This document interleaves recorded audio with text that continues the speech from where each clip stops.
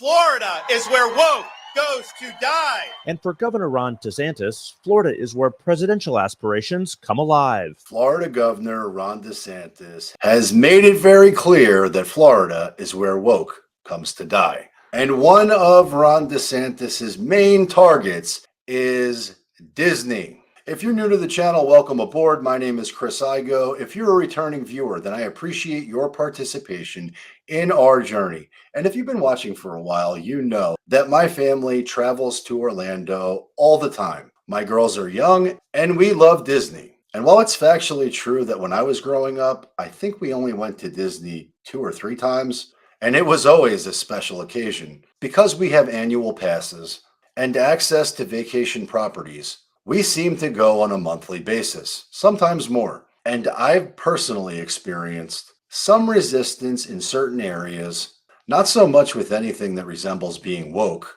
but a complete lack of common sense. And I'll be happy to link that video up in this one so you can check that out if you choose to. But Ron DeSantis has ramped up the Disney feud with new measures against the theme park. And while so far Disney has out-Trumped him, in terms of legal strategy, the governor just simply ain't having it. And given his military background, I suspect he enjoys a good fight. And just yesterday, he ramped up legislation that would overturn a controversial development agreement the company enacted, which is just the latest twist in an ongoing feud between Disney and the governor to gain control over Disney's theme parks after the media giant opposed a notorious state law known as Don't Say Gay. Now, to be perfectly clear, if you do any research behind this notorious state law, you'll find that Don't Say Gay has nothing to do with the legislation. It's never once mentioned anywhere.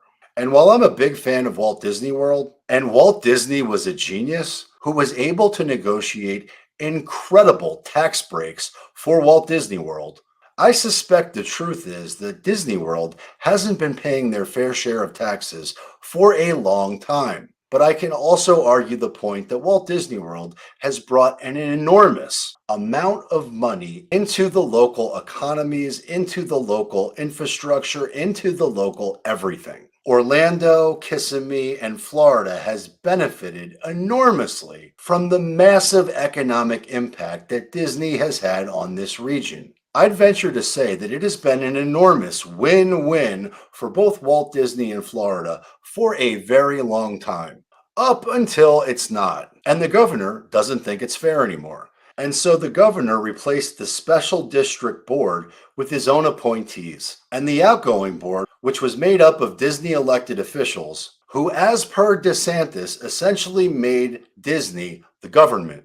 And this is where it gets a little bit dicey. Lawmakers will introduce legislation that subjects Walt Disney World's monorails to state safety inspections. And the state is also expected to change rules that will now make Walt Disney World theme park rides subject to state inspections, which could give the state the power to determine when rides will reopen. And the last thing that myself or any family that is visiting Disney wants to do is wait in lines longer. But I suspect if the state is auditing Disney rides and they want to play dirty, the long lines are going to be much longer and the wait times are going to be much longer. And depending on how nasty it gets, it's going to be a disaster for anybody visiting the park looking for a magical Disney experience. And DeSantis has already said that he would suggest more restrictions on Disney and that come hell or high water, we're going to make sure the policy of Florida carries the day,